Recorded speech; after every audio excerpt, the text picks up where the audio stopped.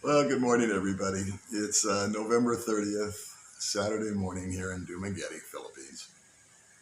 And I was just watching TV a little while ago and last night, and they were showing video clips or film or whatever of this phenomenon that happens in the States called Black Friday. Sounds kind of ominous.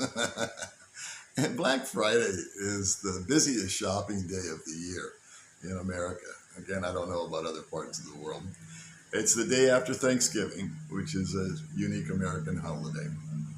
And what the retailers do is they take a lot of big ticket items, the small ticket items along with it, and they mark them down drastically, some as low as 80%.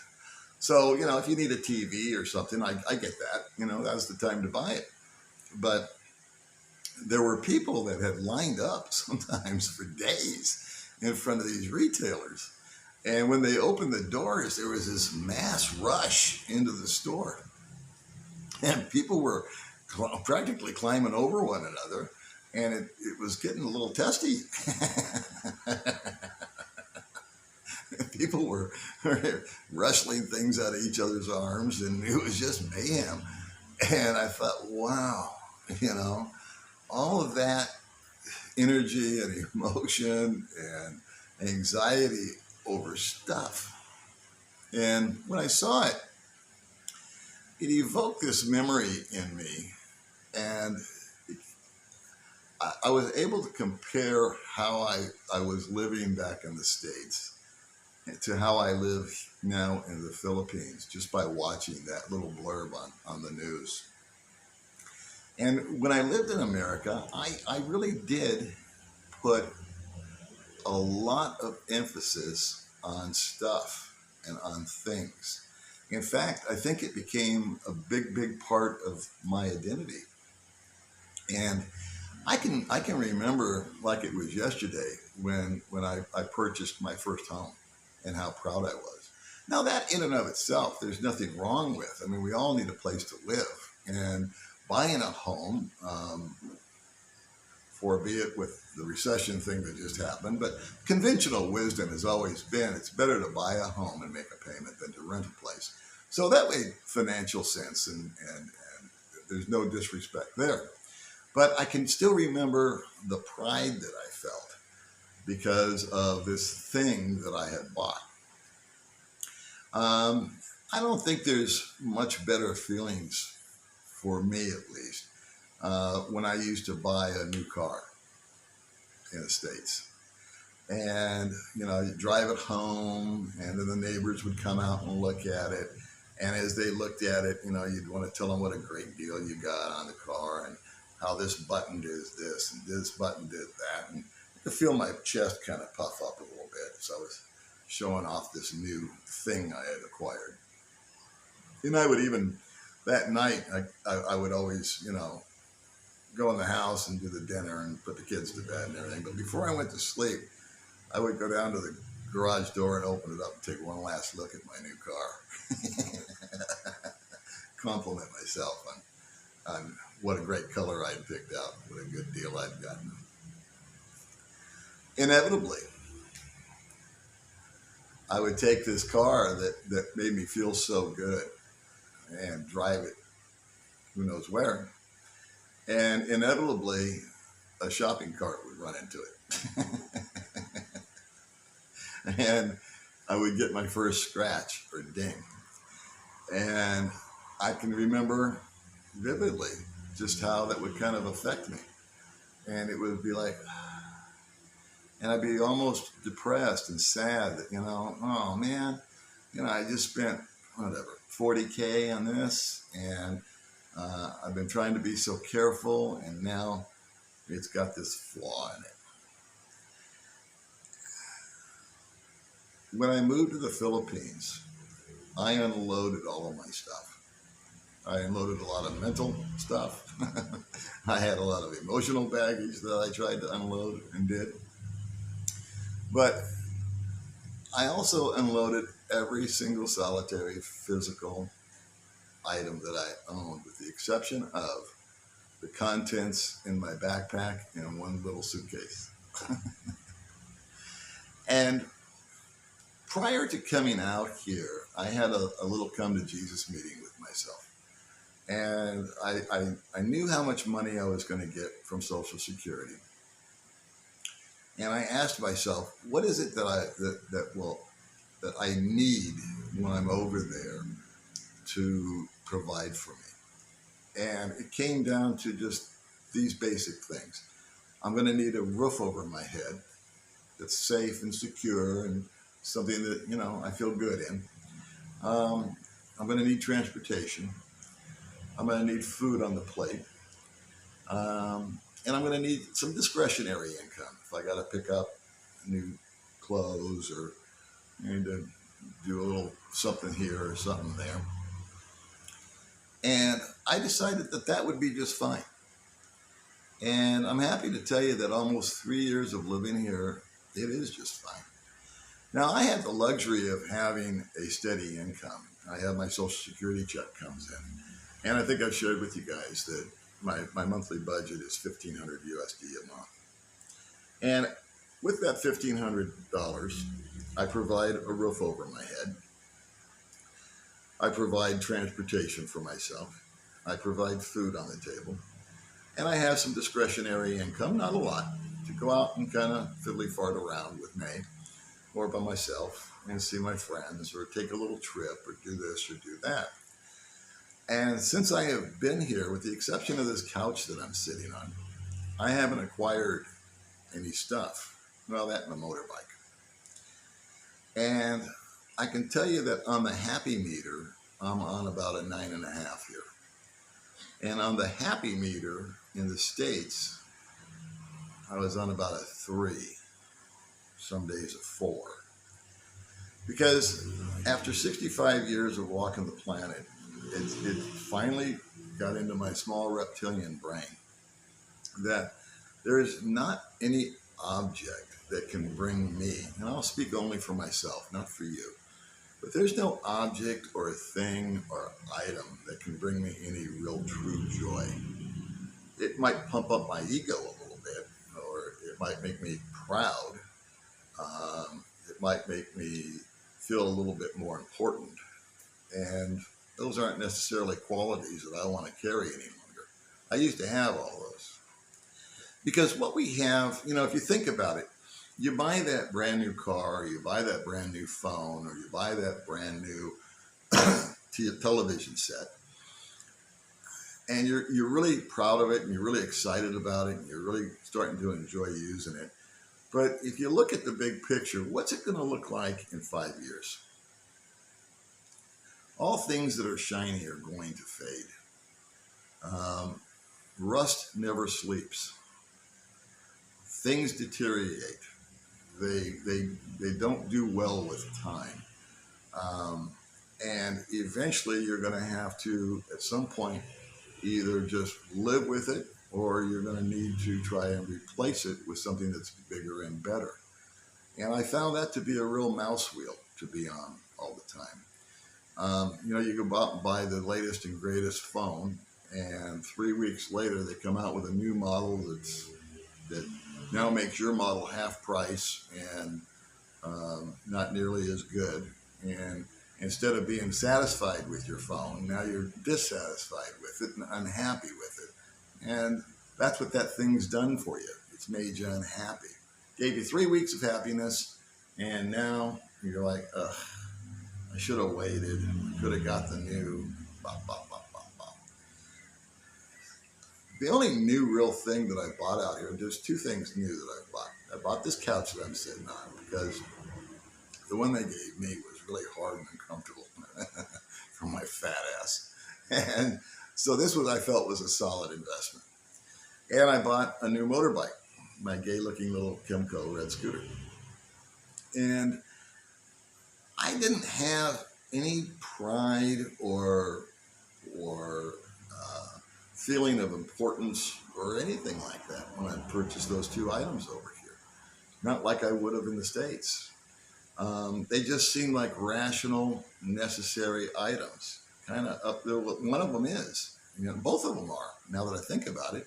I mentioned that the environment needs to be safe and clean and comfortable. Well, This is part of my environment. This is making me comfortable. This is making me happy in my home. Not making me happy, but it's making me comfortable. Um, the motorbike, that's necessary. I have to have something to drive. And I got news for you. It was all bright and shiny and pretty when I first bought it. And when I drove it off of the dealership, away from the dealership, there were things on it that they had forgotten to take off. There was a tag here and a tag there. And if I flash back to my life in America, I would have taken that thing right back to the dealership and had them, detail it properly and get it all spit shined and look good. But at this juncture of my life, I have already come to realize that it's just a matter of time anyway. So it doesn't matter. And out here, as far as I can tell, I've yet to meet anybody, foreigner or local, that judges you or has an opinion of you because of whatever it is that you own. I run around with a group of guys, and some of them are bona fide millionaires from the States. I mean, they've still got USD millions. And sitting at the same card table is a guy that's getting by here on $950 a month. And it's just like, I don't know. The whole persona over here is just everybody's equal. There are guys that are different from me, and that doesn't make me right. But for myself personally, I have simply found my bliss by really embracing the notion that less is more.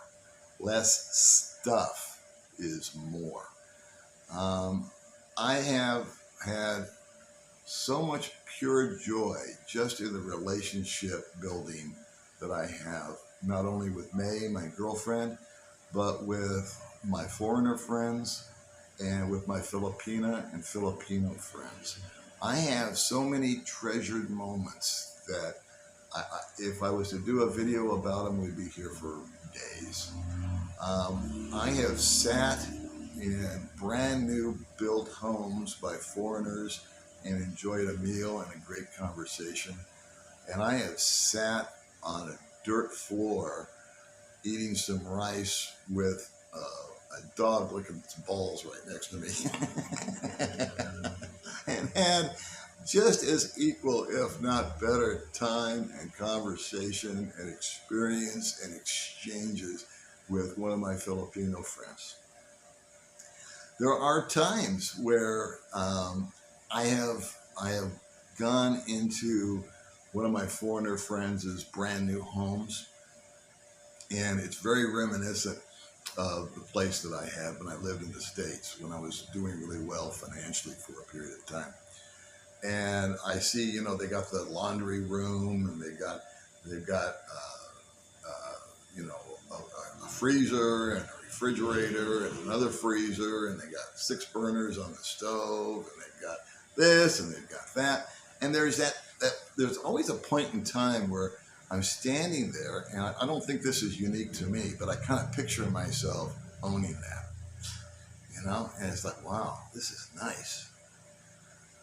Yeah, I can see doing this, I mean, I don't have that. And boy, he can store a bunch of stuff there. And boy, he's got covered parking, so the motorbike would never get hot. And bathtub, gee, I haven't taken a bath in years, I just take showers and blah, blah, blah, blah, blah. And then there's the gut check that happens really quick. And I stop and I say, Paul, stop it. You don't need any of this stuff. No disrespect to my friend. I mean, that is his bliss. And that is his dream, and his dream is coming true. And that's how it's supposed to work, especially in your golden years. I'm just saying, as far as I'm concerned, I get my bliss with knowing that I don't have to repair anything. I don't have to worry about a pump going out. If my bike collapses tomorrow, I have enough money to buy another one all over again, because they're not that much money. Now, if I was to have gone out and bought a $30,000 car, I can't make that statement. But with my gay-looking little scooter that I run around on, I mean, I've dropped that bad boy 3 times. And I got to be honest with you. The first time that I dropped the bike, and I've never been hurt,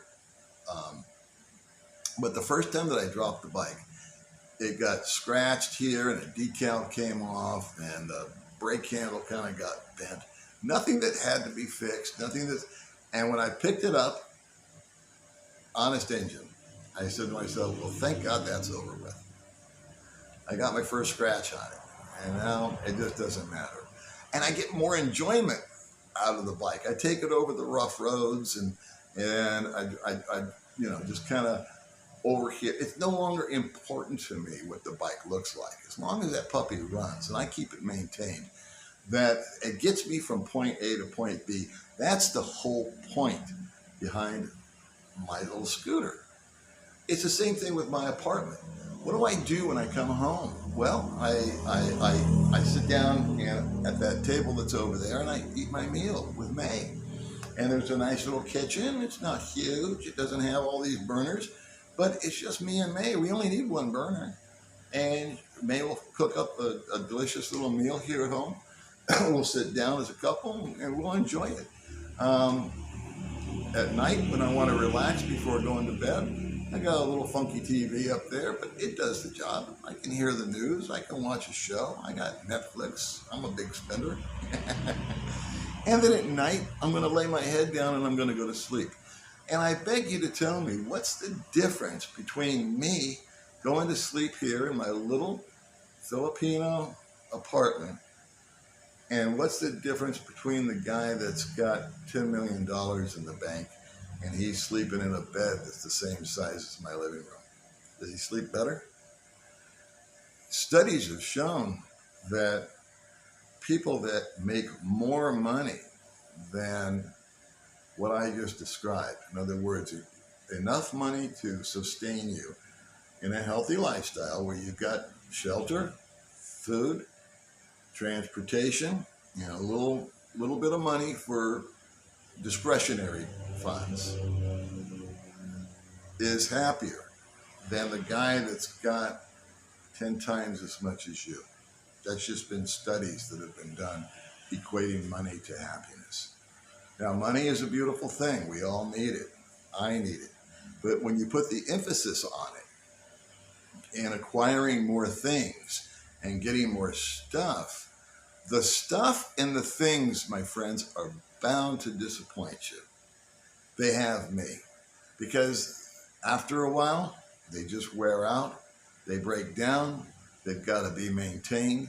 So you've got the initial investment of your hard-earned money going into buying the thing, and then you've got your hard-earned money going into maintaining it and fixing it and keeping it up. And so my little spin on all of this on Black Friday is, God bless you. If you need to stand in line for 2 days because you can get, you know, a waffle maker for half price, rock on. But for me here in the Philippines, I'll take the relationships. I would rather sit on a dirt floor with some of my close friends here, share some rice, drink a couple of cold beers, swap war stories, laugh at things, as opposed to going to a fancy restaurant and trying to impress my neighbor. Anyway, that's my little rant. May and I are both very appreciative of all the subscribers that we've recently acquired. Still got my cough. That's been really cool. And so, you know, if you're watching this for the first time and you haven't subscribed, maybe you can do us a solid and just subscribe. I'm supposed to say that at the beginning of the video, but I always forget. So here I am doing my commercial. And if you've watched it a few times and you see some value, maybe you can subscribe also. I've got some things planned in my head that I think you're going to want to be. If I can bring them to fruition and put them on video, I think we're both going to have a really good time with it. Okay. So listen, God bless you guys. I hope that your Thanksgiving, if you're back in America, was awesome. And just thanks again, guys, for all the support and all the nice comments that you've left. And May and I will be talking with you soon. Okay.